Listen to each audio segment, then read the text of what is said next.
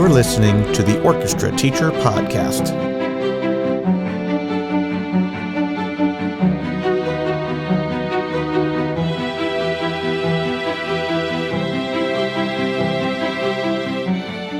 Welcome, everyone, to the Orchestra Teacher Podcast. This is our episode number 120, and I am proud to have in my studio a good friend and colleague. This is Dr. Nathaniel, or Nat Parker, and Nat is the orchestra director at Kennesaw State University, where I once worked, and we had some great times there. And since I have left, you have taken that program and just continued to boost it. If you don't know Kennesaw State University, it is here outside of Atlanta, Georgia, in Kennesaw, Georgia. It's 20 minutes from downtown, 25 minutes, depending on traffic. Traffic always is a and it's a great university, over 40,000 students now. Close to 50 this year, Close to 50,000 students. And when I came in 2012, no one up north knew what it was, and it has since acquired a couple other universities and just risen up, and the School of Music is booming, and we're going to learn all about the school, but also talk about Nat and his history in the classroom and all the great things you're doing now. He works with the youth orchestra as well. Thank you. So thank you for being here. My pleasure. Appreciate it. Great to see you, Charles. Yeah, it's great to see you. It's always great to see you, my friend. The Orchestra Teacher Podcast is sponsored by Kaleidoscope Adventures. Recruiting and retaining talented musicians is essential for new orchestra directors building a program. And one of my favorite tips for generating interest is to plan a trip. There are so many options. You can participate in a festival at an amusement park, take the stage at Carnegie Hall in New York City, or travel abroad and perform in Vienna, the legendary city of music. Wherever you end up, not only will your current students look forward to the trip, but younger students will count the days until it's their turn to go. If you have no idea where to start, connect with Kaleidoscope Adventures by visiting the link in the show notes. They've been planning exceptional performance travel since 1993 and will make you look like a seasoned professional. Just to start off, tell us a little bit about you and your background. I think people will find it interesting, your background, and turned orchestra conductor. Yeah, so I always joke that I'm a reformed bassoonist. That was my primary instrument. I did take like 2 semesters of violin lessons, nice. And I would never perform in front of everybody.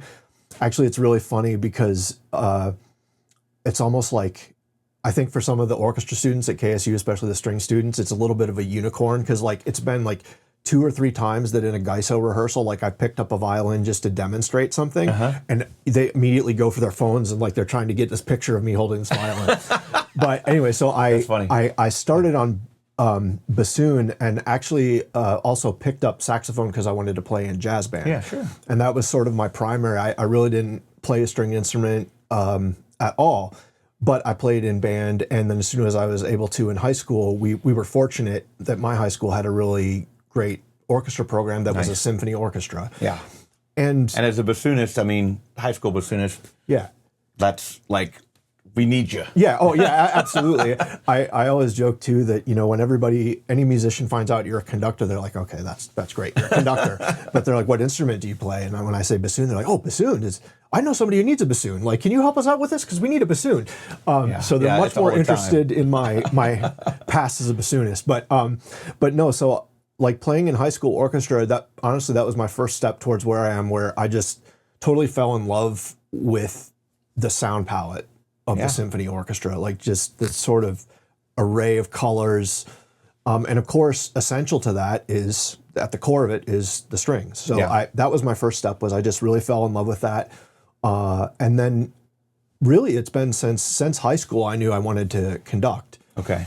And so I did my undergraduate in bassoon performance. I started in education, and ended up switching to performance at Arizona State University. That's right. And then I went to Bowling Green State University in Ohio for my master's in conducting. And then for 2 years after that, I taught actually at a private high school in Brooklyn, New York. Oh, wow. Okay. And, you know, very different from Sandusky, Ohio, as you know, and anyone who's ever heard of Cedar Point may know out there. But my favorite. But it was really kind of a cool experience. Actually, that was sort of some of my formative teaching. Okay. Actually, I I was a TA at Bowling Green, so I got to TA in a conducting class, and that's really where I fell in love with teaching conducting. Yeah. Was being the TA for a introduction, basic beginning conducting class. And but anyway, so between my master's and doctorate, I taught at this high school called Xaverian High School out in Bay Ridge, Brooklyn. And it was a really cool kind of diversity of classes that I taught. So I taught a beginning string orchestra and a kind of regular string orchestra that had just gotten started. But I also taught a jazz band, and I also taught a music appreciation class for students who had mild learning disabilities. Oh, wow. And so again, that was really my first experience, kind of putting your toe in the water, as it will, of teaching. And so I think, especially now, I think back a lot on some of those experiences and how I've evolved since then. But then I got into the DMA program at Michigan State University, and I spent 4 years there, getting my DMA in conducting. Worked with a couple of a regional orchestra, the Jackson Symphony, the Jackson Youth Symphony. Just did a lot of conducting and had what I would consider more of a, it was a doctorate, but it was really an internship. And so I had... That's the best kind. I mean, yeah, really, where you roll up your sleeves. You can take classes all day and not maybe get as much out of it as you do when you're like in the trenches working with someone. Absolutely. And, and that's really what it was for me, was just, my professors, fortunately, are great guys, Leon Gregorian and Rafael Jimenez. And I mean, it was a deep dive. So, yes, conducting and that sort of thing, but, the nuts and bolts of how an orchestra works. And at the time we're recording, we've got an orchestra invitational coming up at KSU. That's a big... I'll be there. Yep, very good.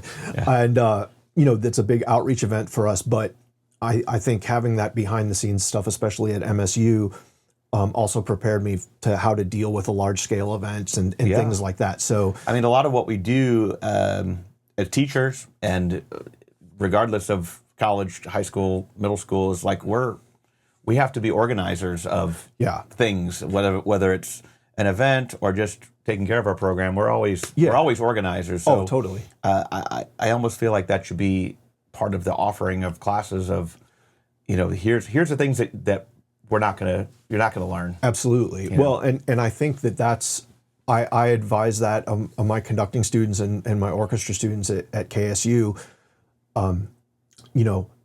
In a way, teaching is kind of the payoff. Like that doesn't seem like the work, and the administrative component of it is kind of as a necessary component of it. Yeah. And so I that's why I tell students that if you're going into music education, orchestra, or music performance in orchestra, like you're still going to have to. There's just a ton of behind the scenes stuff that you're going to be expected to handle, and so it's like entrepreneurship for a performance person. I mean, you can't sell yourself or market yourself, put yourself out there. You're not going to really get a lot of gigs, and you're not going to be able to survive. Yeah, same with private teachers, Well, especially in this environment, it's kind of ripe for those folks who are entrepreneurial. I think right now, I think that's been one of the cooler developments in not to. I'm getting to the point in my life where now I'm saying more and more old guy stuff, but I kind of have that perspective now that sort of informs a little bit more of what the decisions I make and things I do on that regard. So it's an important component, and so I tell students, you have to go in because you love music, but understand also that it is a career and that it is an occupation, and so the music making is oftentimes what people love, and that's what I love. Sure. But I always want my students to be prepared and understand that you're just going to not walk in there and just get to teach violin all day. Like there's going to be, in my conducting class, sometimes we do that where. I teach beginning conducting at KSU, and so I'll take like half of one day and say, okay, say you're going to take your orchestra on a field trip to Symphony Hall. Let's talk about all the steps you need to do and do that have nothing to do with music. Yeah. And, health forms, arranging transportation, paying for transportation, cartage, again, the medical releases for the kids, the photo releases for the kids. If you're eating, do they have dietary restrictions and and then how many much. layers of admin you need approval for to do all those things, and how far in advance and whatever. So it's kind of a fun day because we're just totally spitballing stuff, but we end up, and I mean, there's a decent size dry erase board filled with stuff like that. Yeah. And same thing for any band folks out there, especially dealing with marching band or taking kids to contest, like it, so whatever, chorus too, So as a music teacher, it's really important that you have that level of organization and can kind of come to that very clear-eyed. And it's like any other system. I always feel like, once you get your feet wet and understand the system, it's okay. But it takes a little while. I mean, I'm really starting. I think last year was my first year in co-op, starting to really feel like everything was just flowing, and it was my third year, so it does take time for that.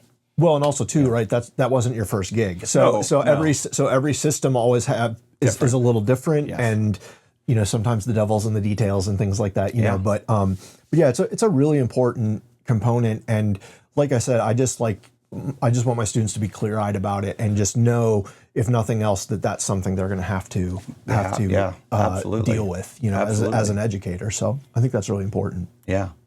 Tell us a little bit about the youth orchestra program that you, I guess, partially run, but you're a big part of it. So there's a lot of pieces there. It's a big program. Yeah, it is. So it's my uber fancy title is the Dr. Bobby Bailey, Artistic and Executive Director of GYSO, the Georgia Youth Symphony Orchestras.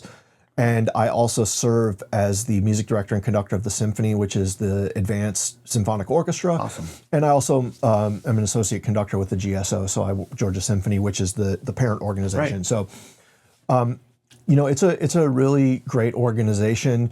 One of the things that I love about it is that, we have that top symphony that most youth orchestra programs have, but one of the things that's great about GYSO is that there's a whole progression where essentially we have 5 different orchestras, and students can come into the program as early as with just 1 year of experience under their belts, and then theoretically, they can stay in all the way through advanced high school.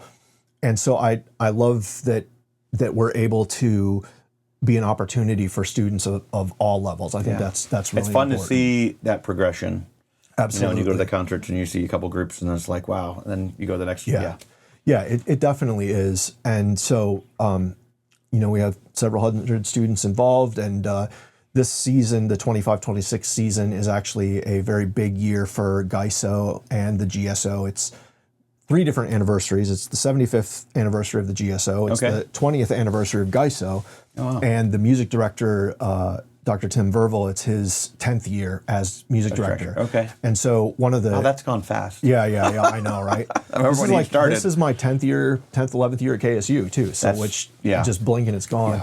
Yeah. But one of the cool things that we're doing several cool things this year. Actually coming up, we're going to do a Halloween concert. So we're all going to be in costumes, me included. Nice. And what are you going to be that we have to know? Maybe you have to hold the secret. Is it a secret? Okay. No.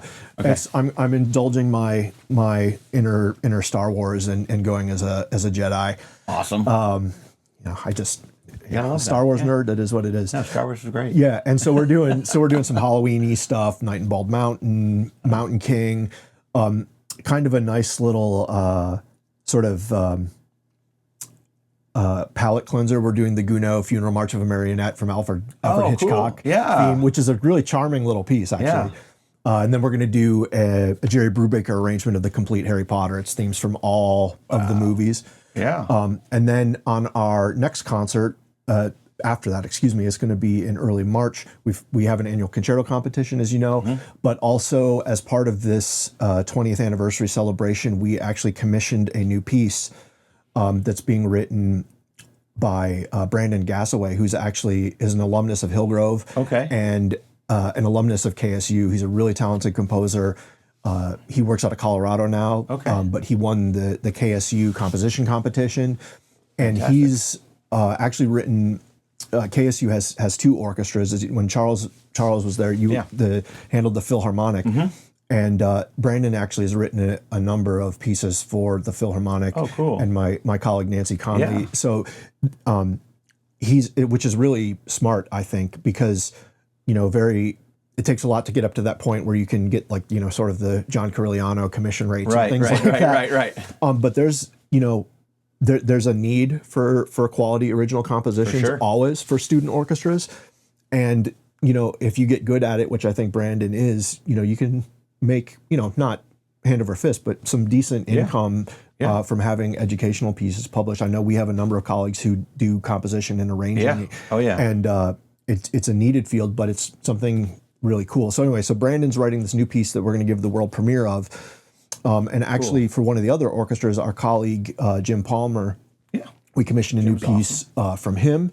And then one of the other orchestras is part of commissioning a new piece from Kurt Mosier. So we wanted to do several commissions.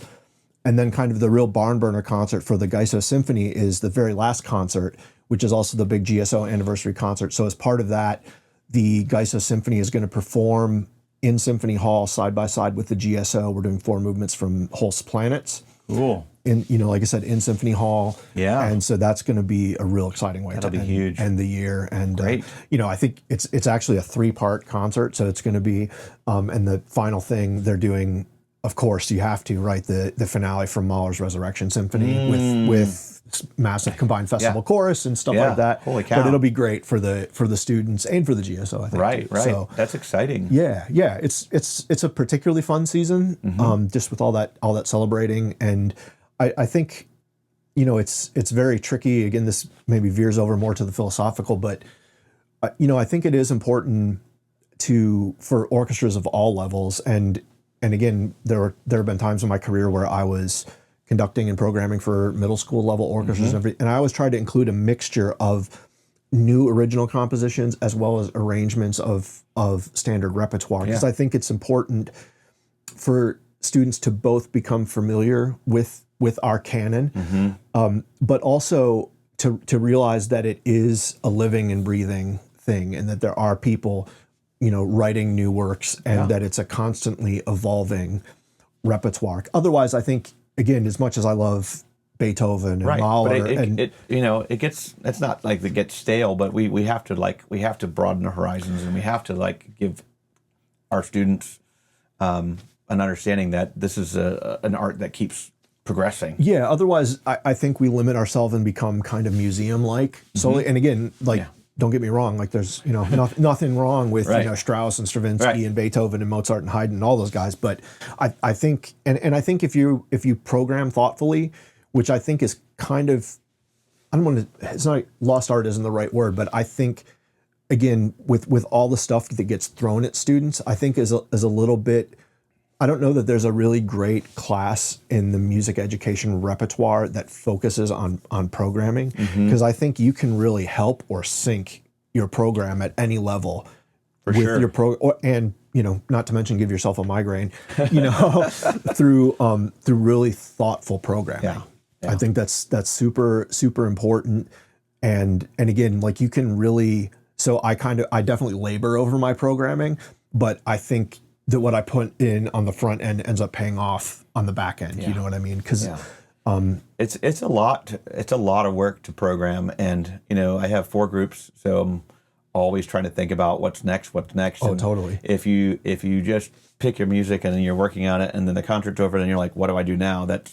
You're a little late, Yeah, totally. So you really have to be thinking about, and it's hard for me. I have always had a hard time programming for a whole year, just because. I know what my students are capable of, but I also don't want to limit myself to that too early on. Absolutely. And I always kind of think about, okay, their progress, and now where are they, and where how far can I push them, or what kind of repertoire do they need to play? Absolutely. What haven't they played over the last 4 years? My seniors, I always want to make sure they get in some of the classics at least. Well, and I want to say too that I think that's something also very important to me. What you just said is that you're thinking about a not just a 1 year, but a 4-year curriculum. Trying to. Yeah. I think that's great, and I also think that that's a way, even at the level of a collegiate orchestra.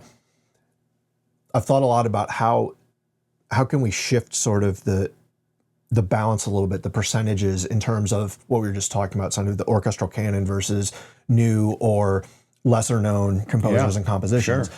And I think I think you can increase the lesser known as long as you're thinking in a multi-year trajectory, so that the students that come out of your program can say, like, yes, I've done my Brahms and I've done my Dvorak and I've done my Tchaikovsky.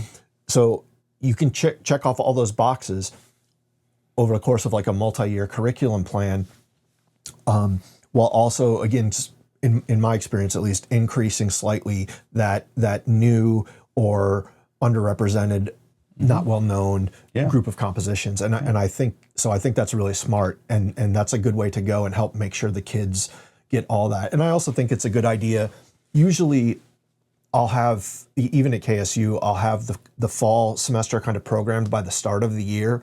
And I'll have a few ideas about spring, but nothing totally set in stone yet. And I think you're right to sort of have an idea, but give yourself that flexibility where you're not, sort of cementing yourself in to something. Because you never know, like I've had groups exceed my expectations, and I've had groups not exceed my expectations. You have to kind of like back off a little bit, or whatever it might be. But every class is different too, and it's every year is different, and so just something that I always think about. And it's not easy, and I am looking for new and exciting things, and there's a lot of great music out there now, and there's a lot that I don't really like either too. So you have to kind of figure out what your kids are going to want to play, and what's going to excite them and motivate them to practice and want to do it.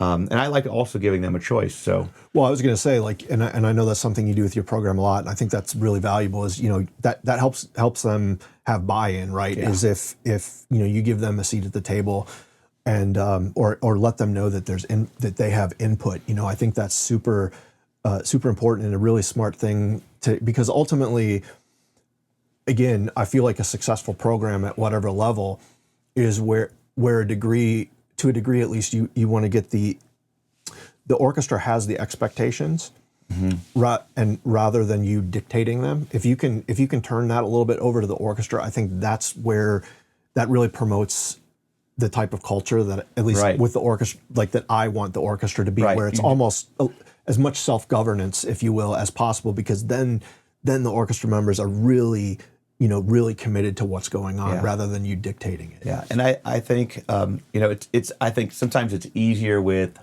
certain groups, like obviously your top groups may be more motivated than some of your younger groups, but it just depends on the year and it depends on the kids, and it's definitely you want it to be kind of autonomous, and you want it to be like you said, just self-directed. Well, and as much as possible. Yeah, absolutely. And I was mentioning before some of the kind of my first sort of rudimentary teaching experiences, and that's one thing that was really powerful for me.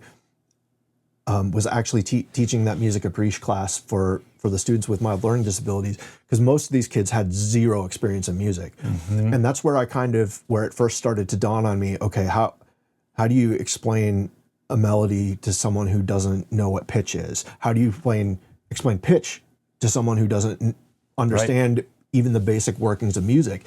And so I think the important lesson there, and it's one that I continue to reflect upon, is I think it's important, again, for any level, you have to have a really, to be most effective as a teacher, I think you have to have a really deep knowledge, yes, of where you want to go, but where your students are currently at. I always like to use the analogy of, like, it's trying to move like a great big boulder. If I just kind of reach for it and yank at it, like, my back is gone. But if I get under it and, lift from the legs and all that good stuff, right, I really understand where it is, then I can much more effectively move it. And so I think that's an important step as a teacher, is making sure that you understand where your students are before, again, trying to make other decisions. And it even happens, we have a variety of students at KSU. We have students who come, playing like out of the Atlanta Youth Symphony Orchestra, which is the premier youth orchestra in the Southeast, probably. And so they have a very deep knowledge, not just of repertoire, but also of orchestral conventions. What does the outside player do? What does the inside player do? But then you also have students who are coming in who demonstrate great deal of talent and potential for growth, but haven't had that experience. And so I have to constantly remind myself. And I think I see this in my students too, where you were mentioning the seeing the progression like with GYSO, but even at KSU, I find just in those 4 years, it's amazing. And I think of some students in particular, but to see how they progress from freshman first semester to when they become like first semester juniors. Oh yeah. Like there's been an incredible arc of growth and change there.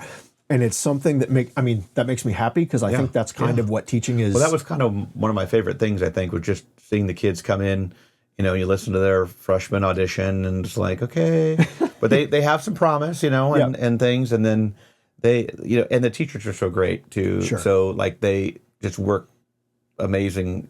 They work miracles with some of these kids. It's like, I can't believe like how far they've come. And it's a lot of hard work. It's a lot of things that come in, but then they go out and they're in the teaching field and they're just killing it. Yeah, absolutely. So many students are just and it's super cool to see those students then start to come back.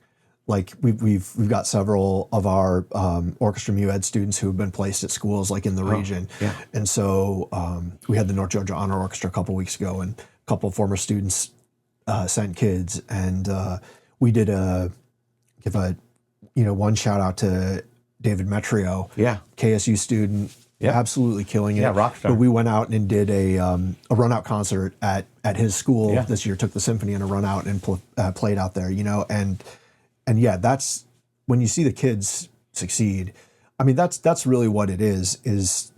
My fundamental goal as a university teacher is to prepare these kids to be successful in whatever their career path is. And and clearly that's not a singular thing, but if they want to do mu ed and they want to be a high school orchestra director, man, my goal is to do everything that within my reach to prepare them to be successful for that. And so it's really rewarding as like when you see your kids achieve that, and it's really special. Yeah. What are some of the ways, as a youth orchestra conductor, you only see your kids once a week. What are some of the things that you do to like assess kind of where they are? Yeah, it's tricky, especially because you have, once a week. Full wind brass percussion and everything too. And so usually with like the GYSO Symphony, we usually end up having somewhere in the vicinity of 9 rehearsals and a dress for the concert, which again, when you put that in terms, like even for KSU, that's like doing a concert on 3 weeks. Right. Which we don't do. Right. And as you mentioned, the retention thing becomes the biggest issue. It does. I think that's when it gets frustrating, where sometimes it feels like a 2 steps forward, 1 step back kind of situation. Mm-hmm. But one thing I try to promote with the students with all orchestras is that retention. Especially with the youth orchestra, like I'm like, mark your parts. Put stuff in. You're not going to remember it. You're next not going to remember it. It's not. And also I try to handle it I try my best not to be a scary guy. So I try to handle it as positively as possible. But to help them understand that process, that again, we're going weeks, and if there's a break, sometimes 2 or 3 weeks without seeing each other. And so the way we progress faster is if we can continue to move forward. There will always be a degree of review, right? But the more we can minimize that and go to new material or next step it. And I think also it's important too then to like vary the speeds of rehearsal, where tear apart one piece, run another piece, and do the whole macro, micro, macro thing. But I would draw mine a little differently, with a big spike in the middle, where right after I've torn everything apart, I like to do a performance run. Just kind of give everybody a sense of like, okay, here's where we kind of are right now. Yeah, I think that's important. And then go out to that. Because and that's one of the things, even at KSU, that I've just been thinking a lot about recently that's fascinating is kind of that large group psychology of focus. One of my, I know it's been around for a minute, but one of my mentors had recommended a book to me called Atomic Habits. Oh yeah, great book. And just the idea, and that idea of helping sort of ingrain some of those positive habits, and particularly, again, that idea that I think rehearsals are more gratifying when you feel like progress is being made. Yeah. And I mean, the students sense it, you sense it, and so the more you can promote that. We also have, I think sectionals are important. Okay. And so like for the youth orchestra, we actually bring in my KSU faculty colleagues to lead sectionals with the symphony kids. And in the KSU Symphony, we do sectionals as well. Recently, upon the recommendation from a couple colleagues, I actually moved from a faculty-led model to a student-led model. Cool. And that's newish, but the students seem to be responding well to it. And of course, like my colleagues are still there. That they're like, listen, if you need help with something, let me know. We'll we'll put it in studio class or whatever. But again, that puts it back on them, and it's that autonomy and that pride and that sense of ownership. And and things like touring. That's relatively new. That's one thing I mentioned. We went out to. We've been doing run out concerts this year. We did 2 for our first program. I've got one lined up for your kiddos and another school. So we're going to run that out. That's going to be more of a thing. Pedagogically, it's really good because when you think about it, you work really hard on a big piece and then you only perform it once and it's gone. Yeah, that's the worst. And so creating those opportunities for multiple performances, I think really there's a pedagogical benefit to it. There's a bit of a camaraderie aspect to everybody get on the bus and go to the place and and all that stuff. So I feel like that's seeing positive results already. Cool. But yeah, that performance, multiple performance component of it is important. But again, helps create that culture, helps create camaraderie and things like that. Yeah, definitely. It's important. I wish I had more opportunities to perform my concerts more than once. Yeah, but it's definitely challenging. Sure. Where I'm at, Oh well, totally. And I mean, and the kids. I mean, kids in college are busy too. But I always feel like high school is.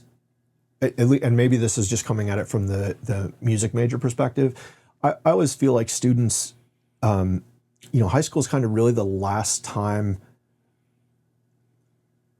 that you have to really explore new stuff. I feel like because once you get into college, and again, especially if you're in a music education curriculum, right, you don't have time. Insanity. Yeah, it's how busy it is. And so I always, I know some students will hone in on music and that's great, but I know at least up through my sophomore year, and that was kind of the year my private teacher said, look, okay, if you want to do this music thing, you got to start focusing on that.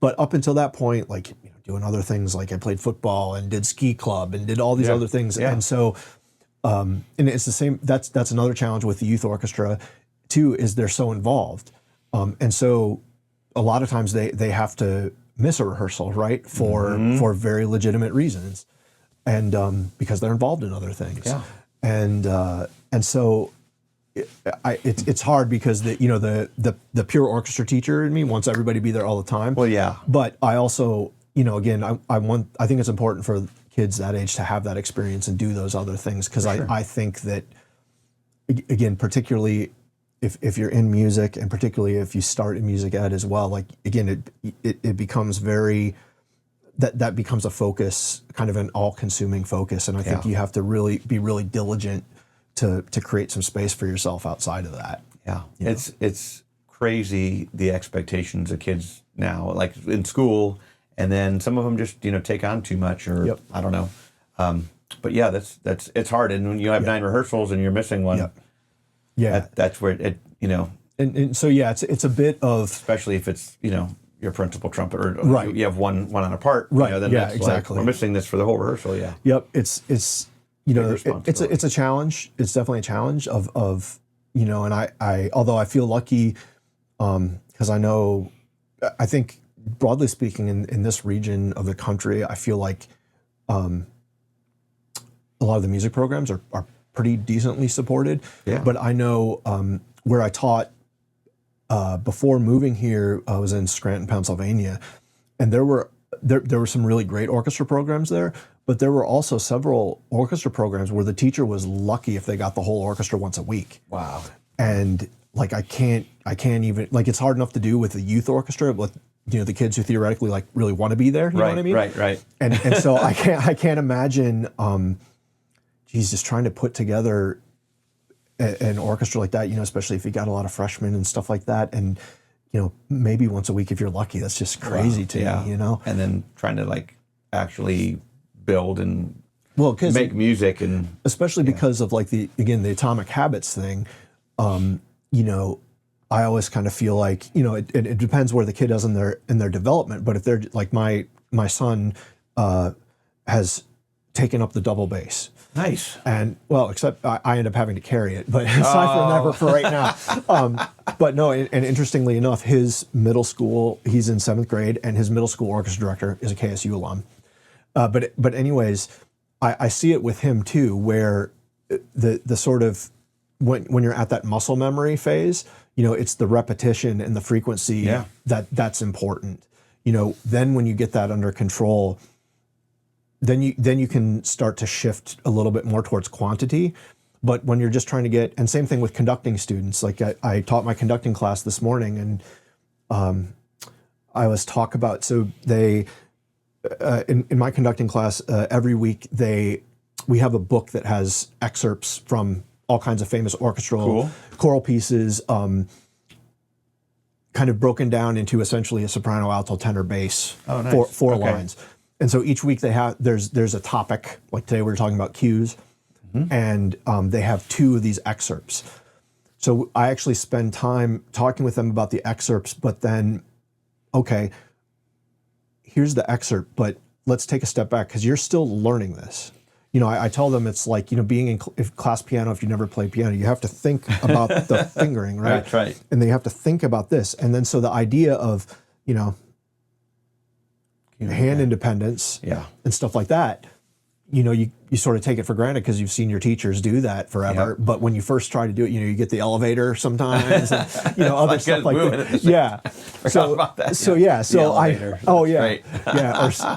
or sometimes they have like the hand in rest position and they're conducting with it anyway. That kind of, and they hate watching their own videos. And I'm like, I hate watching my own videos, but I'm like, it's one of the best teachers you have, because I recall as a graduate conducting student with my teacher saying stuff to me, and I was like, "There's no way I did that." And I watched the video, and yes, you sure did. Yeah.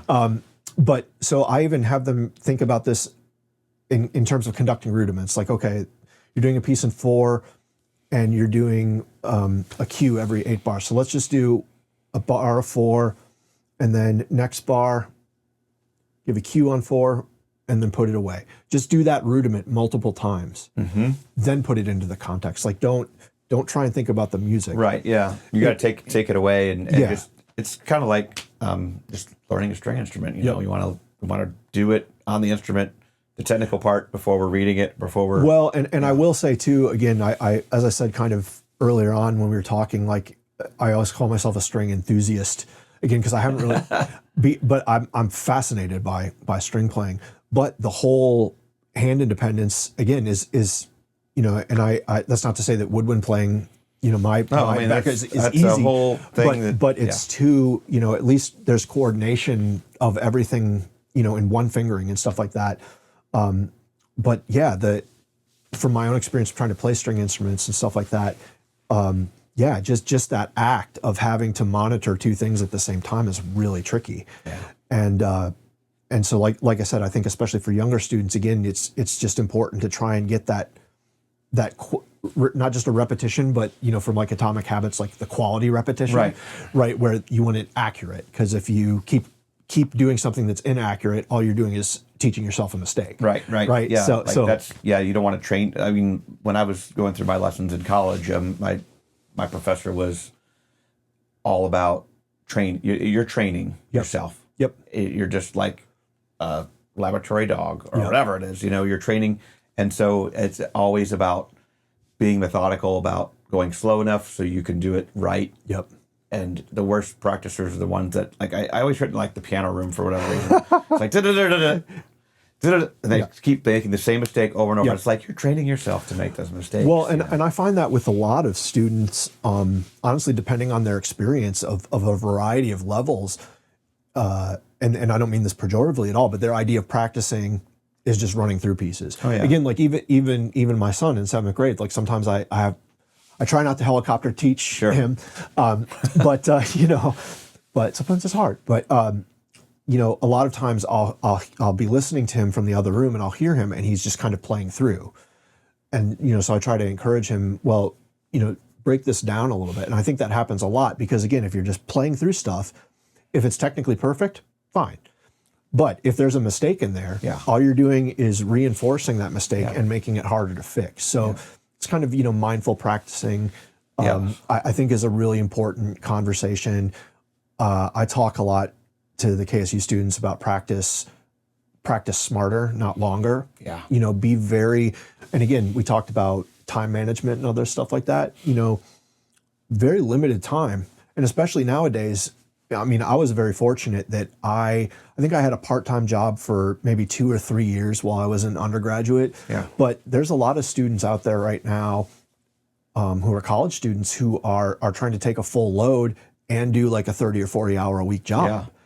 And too much. And it is too much, honestly. I mean, and I have a few high school students. I did a survey, and they're working 30 hours a week, and taking these AP classes, and then it's like, I can't practice because it's like, you don't have any time. Like, and I mean, and I know that that's not. I think that's the honest advice, not the practical advice. Is and again, it's not pejorative, but I think you need to make a decision about what you're going to do. Right. And again, students need to earn money and everything like that, and I get that, and especially with the cost of higher education. Fortunately, I have to do a plug that KSU is one of the best bargains around in terms of tuition. For sure it is. But the burdens of student loans, the cost keeps going up, and everything like that. I sometimes, if you don't allow yourself the time to learn, in other words, and what I mean by that is outside of classroom stuff like practicing or even just homework. I mean, what are you really in school for? Exactly. If that makes sense. Exactly. And I also fear, like these kids need to be kids.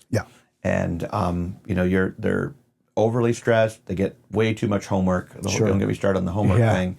And they're working, and they're all worried about getting into this school or to that school because they need to have this many AP classes. It's just like, it really worries me. Oh, totally. Like their mental health. And I think that's, and I know at least in the recent history, a lot of that, is attributed to COVID in particular, some of those.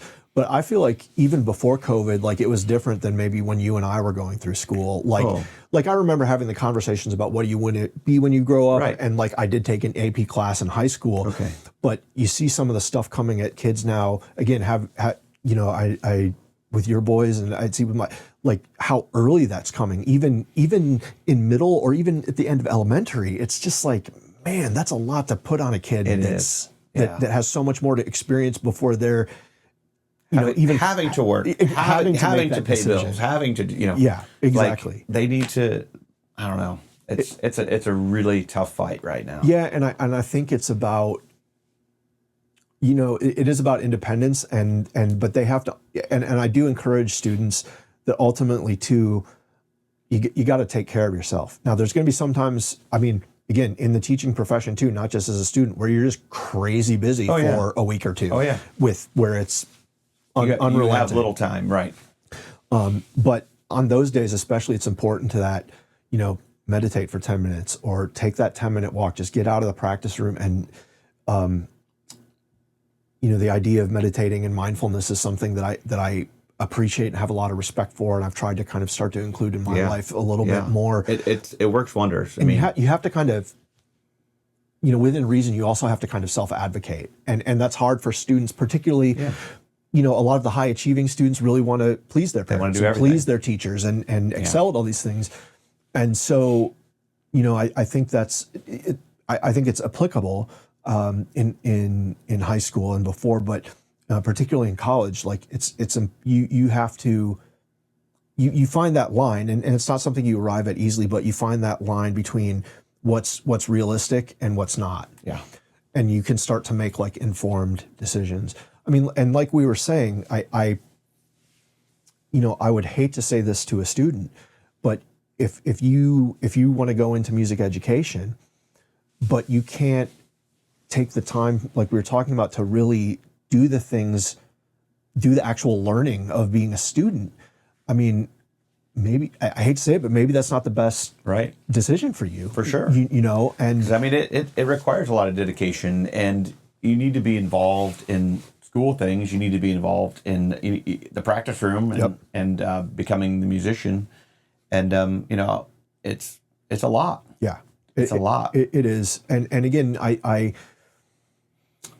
get concerned, you know, again, as you were saying too, like, I mean, I almost feel like at a certain point you're setting yourself up for failure. You know what I mean? If you're doing it, because it's at some point the dam is going to overflow. Right. Well, and then, you know, there are a lot of teachers who will go out and teach a year, 2, 3, 4, and be like, I'm done. I can't do this anymore, because they just are in these habits of overdoing it, you know, and you can't do 30 years overdoing it. I mean, I've worked hard. This is my 30th year. I've worked hard.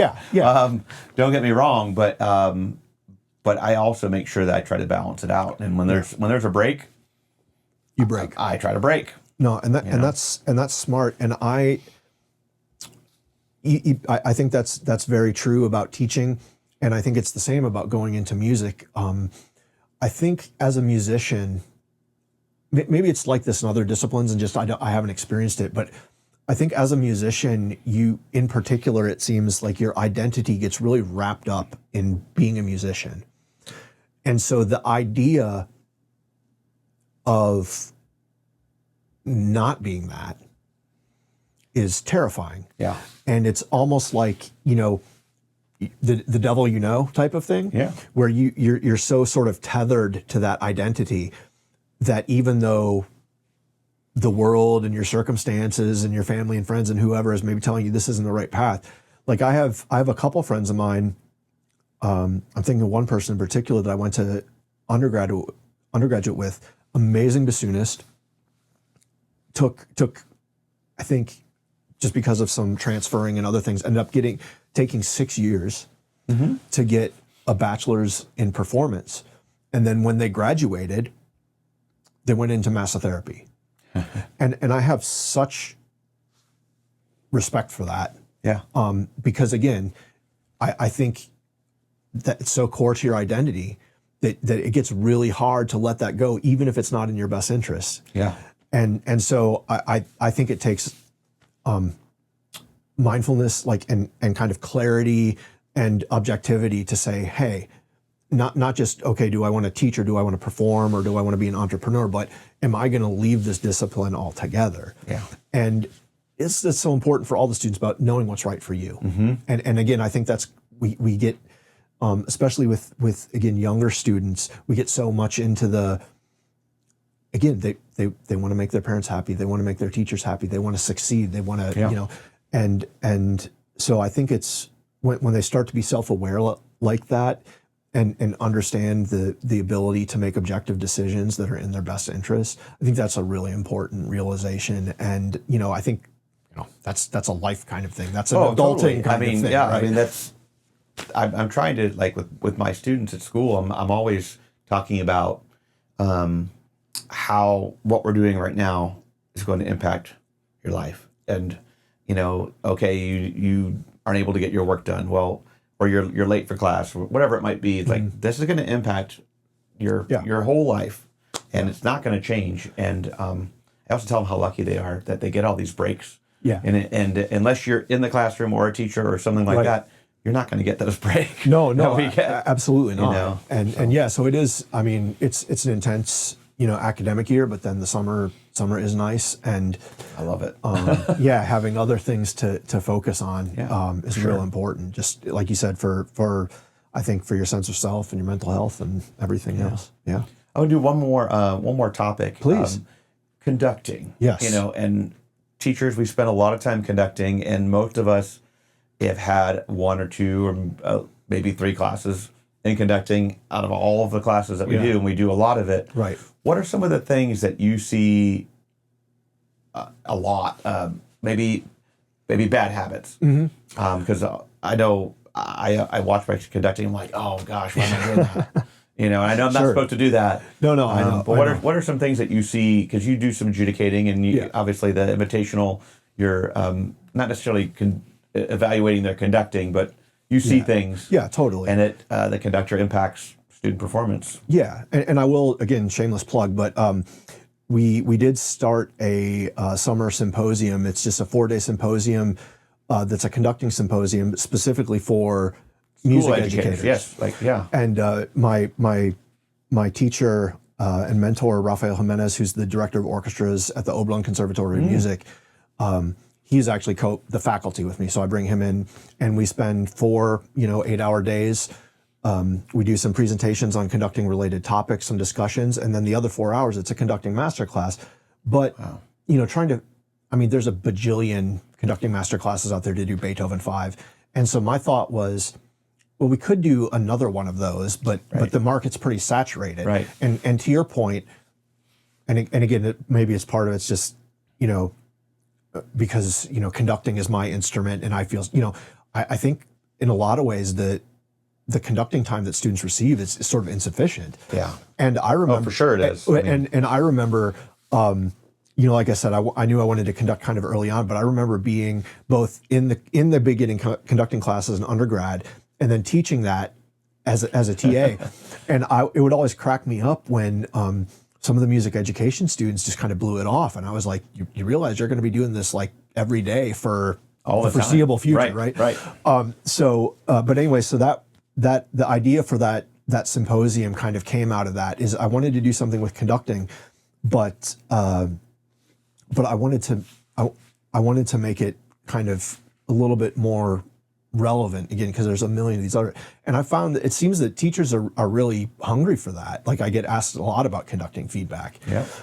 So anyway, we do that at KSU for the orchestra, and my colleague actually has a symposium on the band side as well that we've kind of run in tandem. So, cool. So definitely check that out if you're interested. That is in June. Yeah, it's usually 4 days in June. Yeah, I'll put a link in the description. Oh, that's awesome. Yeah. I appreciate it. And I'm not sure if we have the dates updated yet, but yeah, definitely I'll send that to you. But to your question, this is maybe broader than what you were asking, but the biggest thing that concerns me, or I see that maybe is correctable behavior, is when teachers are actually teaching their orchestra not to follow them. Right. So it's not. So explain. Well, so and again, listen, I've been there too. Where teaching by rote is sort of easier in the immediate term. I think it makes your life harder in the long term as a conductor and a teacher. Mm-hmm. And even at the middle school level, again, they're thinking about this. So you're not going to blast them with how to follow a conductor. Right. But I think even at the middle school level, you can start to infuse some very fundamental elements about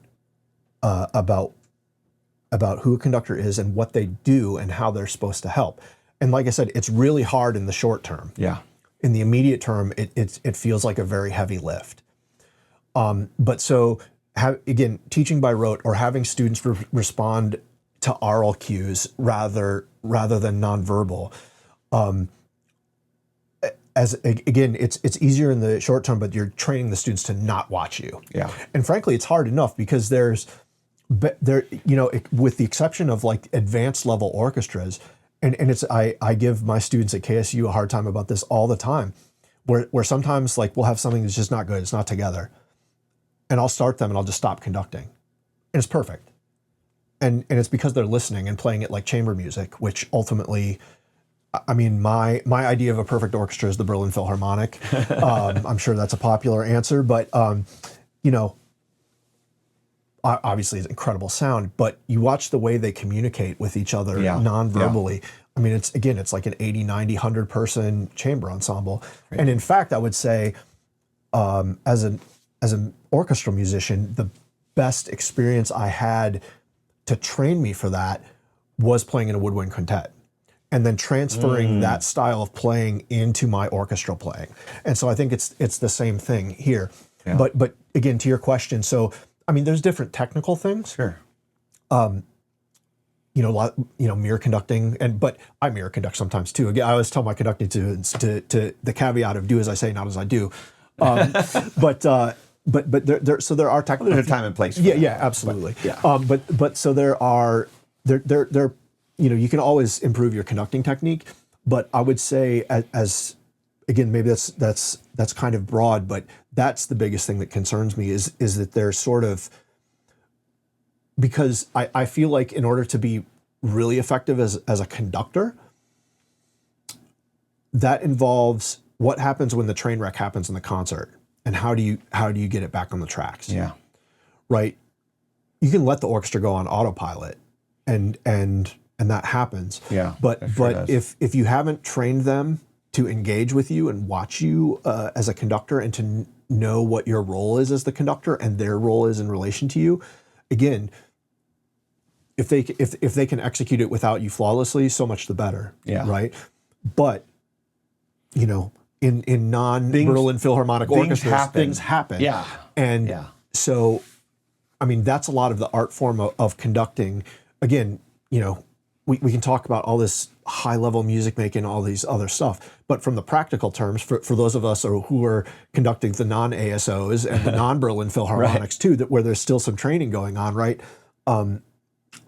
You have to teach your orchestra how to engage with you. Yeah. And so that's the biggest thing that I worry about sometimes, is where I see teachers doing things, again, where they're kind of, in my world at least, working against themselves, because they're teaching the orchestra to ignore their conducting. Only use their ears. Right. And again, there's value there. Sure. But I mean, they got to be able to correct pitch. Right. They got to be able to absolutely adjust and whatever. Yeah. Listening is super important. But again, as I was saying, perhaps the most important thing, and it amazes me, again, advanced level training orchestras this has happened with, where somehow you just get somebody up there flapping at you, and like these get turned off, and so anyways, listening is super important, but at a certain point it kind of crosses that threshold where they're disengaging from you, and so that's the biggest thing, is because I want to say to those folks, like, wow, in my opinion, like, you're actually making your life harder on yourself by not doing the heavy lift early. Well, and then or they spend, and I've been guilty of this too. It's like you spend a lot of time, you're listening, you're playing with the metronome, whatever, and you wonder when you get to the concert, like, why nobody's watching you? Right. Yeah. And that's the trick. And again, like, we're all, I mean, I've been guilty of that too. Like, where it's just not happening, and so you start clicking or something like that. And I think there is a valid rehearsal technique that and I've seen this in some, it depends on your own style. Everyone has their own style, but where it's kind of effective to give some oral instruction, like, louder, or relax, or think ahead, as a rehearsal technique. That's fine. But it's just, again, when they're focusing either solely on oral cues, or just not engaging with you at all. And sometimes I'm a mean guy, and I do that to orchestras, where if they're not watching me, I'll do something completely different. And I'll, in rehearsal, I will make the train wreck happen, and then come back and be like, okay, so what happened here? And how can we prevent that from happening again? Because sometimes it takes that experience of watching the whole thing fall apart for them to be like, oh shoot, like, we have to, we do need some help here. So, but yeah, that's the thing I would say that I like that. I would encourage folks to think about. Definitely. Yeah. Well, hey, this has been a great conversation. It's been awesome, I just can't thank you enough for being here. Oh, my pleasure. And making this happen. It's been a lot of fun. Oh, you made it happen. I just showed up, man. Yeah, well, Great to I see you. appreciate you taking the time to come out. For everybody out there, Orchestra Teacher Podcast, episode number 120. Thank you again, Matt Parker, and we will see you all next time online. Take care, everybody. Bye. Bye. Thank you for listening. You can support the work I do by hitting that like button and subscribing to the Orchestra Teacher Podcast YouTube channel, and visiting www.orchestrateacher.net.